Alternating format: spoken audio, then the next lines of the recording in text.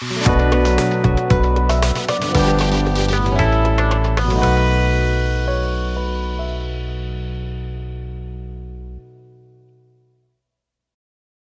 दृष्टि में आपका स्वागत है। आज का हमारा सेशन है राज्य की अनुसूचित जनजातियां। उत्तराखंड एग्जाम की दृष्टि से यह सेशन बहुत ही महत्वपूर्ण है, क्योंकि अक्सर इस सेशन से परीक्षा में सवाल पूछे जाते हैं। आइए शुरुआत करते हैं सेशन की। सबसे पहले हम अध्ययन करेंगे राज्य की अनुसूचित जनजाति का सामान्य परिचय। आइए सेशन की शुरुआत करते हैं। उत्तराखंड में सामान्य रूप से जौनसारी, थारू, भोटिया, बोक्सा एवं राजी आदि जनजातियां निवास करती है।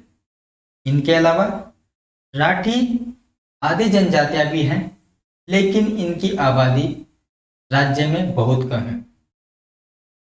इन्हें 1967 में अनुसूचित जनजाति घोषित किया गया था।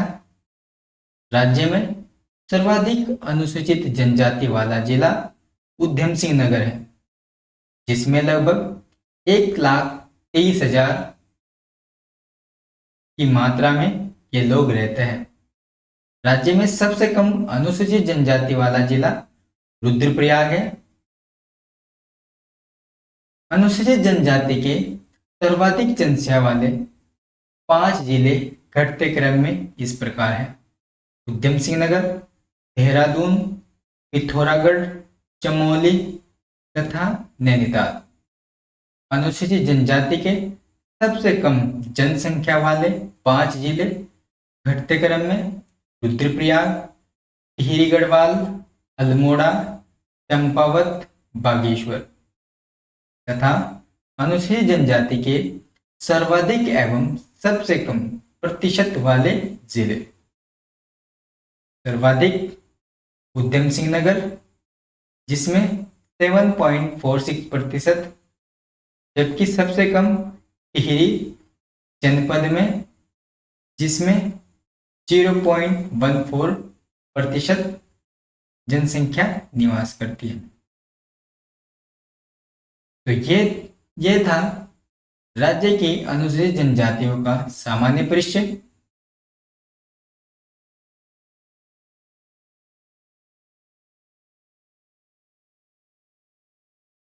राज्य की अनुसूचित जनजातियों का सामान्य परिचय के भांति हम इनकी साक्षरता देखेंगे।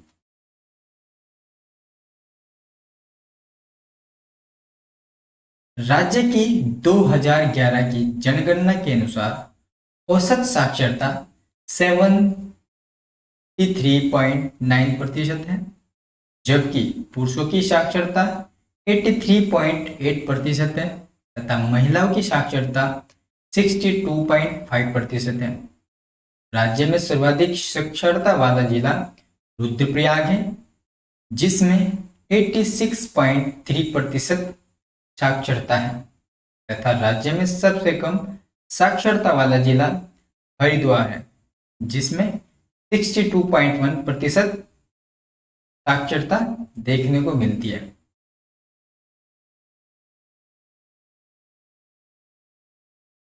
तो सबसे पहले इनके आरक्षण की बात करेंगे।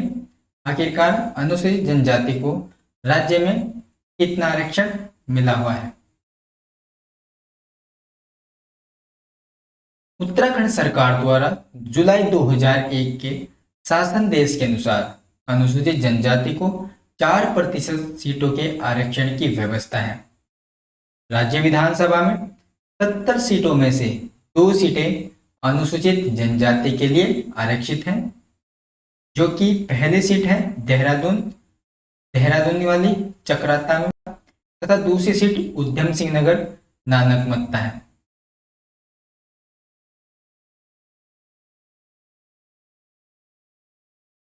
आइए शुरुआत करते हैं अनुसूचित जनजाति का संक्षिप्त परिचय। हम सबसे पहले इस वीडियो में थारू जनजाति को कवर करेंगे और नेक्स्ट वीडियो में आदि जनजाति को कवर करेंगे। थारू जनजाति की शुरुआत करते हैं। देखते हैं इन लोगों की वेशभूषा के बारे में, इनका रहन सहन। आइए शुरुआत करते हैं। तो सबसे पहले हम थारू जनजाति के बारे में जानेंगे।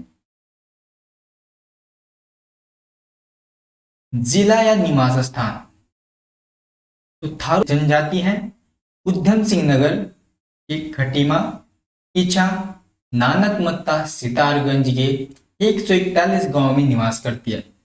जनसंख्या की दृष्टि से उत्तराखंड में कुमाऊं क्षेत्र का सबसे बड़ा जनजातीय समुदाय है।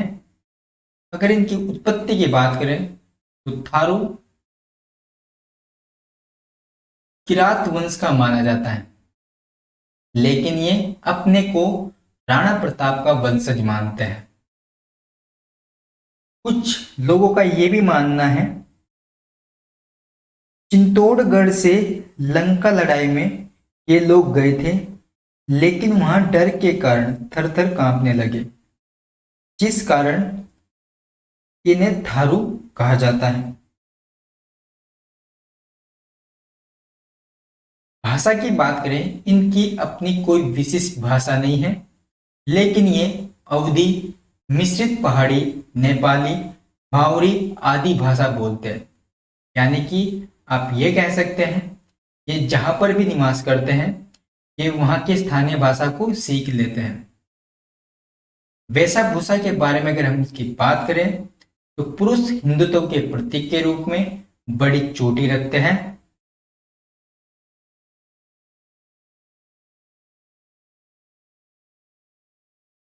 शारीरिक गठन, ये लोग कद में छोटे, पीत वर्ण, चौड़ी मुखाकृति तथा समतल नासिका वाले होते हैं, जो कि मंगोल प्रजाति के अत्यधिक निकट है।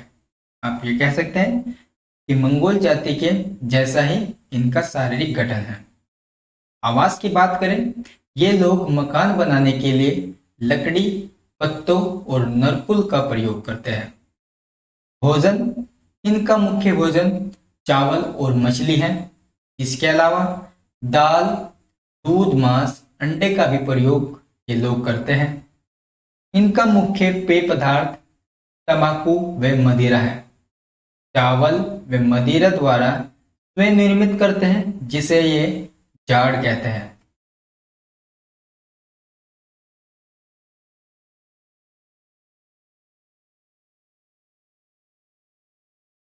आइए बात करते हैं सामाजिक स्वरूप की। थारू जनजाति का सामाजिक स्वरूप कैसा था? पहले इनमें बदला विवाह की प्रथा थी, यानी कि बहनों के आदान प्रदान का विवाह इनमें हुआ करता था। लेकिन अब तीन वे अन्य प्रथा भी प्रचलित है। दोनों पक्षों की ओर से विवाह तय कर लिए जाने को पक्की पोड़ी कहते हैं, और ये लोग सगाई रस्म को अपना पराया कहते हैं। इनमें विधवा विवाह की प्रथा भी प्रचलित है, लेकिन आवश्यकता अनुसार बहुपत्नी विवाह भी हो सकता है। इनमें विवाह का प्राय माघ या फुलहरा दूज में होता है, यानी कि माघ महीना यानी कि महीने का 11वां महीना होता है। फुलौरा दूज को ऐसा माना जाता है, ये एक त्योहार होता है जिसमें ये लोग पूजा पाठ करते हैं और इन दिनों को ये लोग शुद्ध मानते हैं, इसलिए ज़्यादातर लोग इन्हीं दिनों विवाह करते हैं। महिलाओं में पुरुषों की अपेक्षा उच्च स्थान प्राप्त है, यानी कि पुरुषों को भोजनालय में जाना सख्त मना होता है। समाज में मातृ सत्तात्मक पितृवंशीय पितृसनीय परंपरा पाई जाती है।